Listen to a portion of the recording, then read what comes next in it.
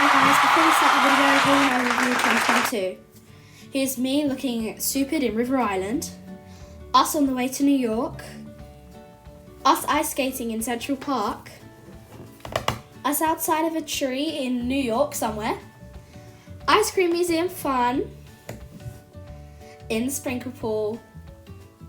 Here's before we went to Madeira and we both had pink hair. Here's when we were getting on the plane. Here's us in Madeira, and here's us in front of the waterfall. Anyways, guys, here's how you can make an ice cream sundae out of slime that looks just like this. So first you need a dope slime, any colour. This is what the final product will look like.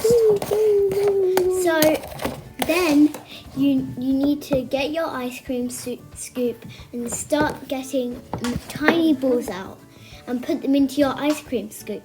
It might be a little bit hard to put them into your ice cream scoop, but if you get them out, but because dopey slime does stretch a lot. So here are the balls when they're finished. This is what it should look like before you put it back into the container. Yep, that's our next step. You put it into the container and this is the final result. We made 2. And now I'm taking the giant bits out now. And look at how satisfying it is.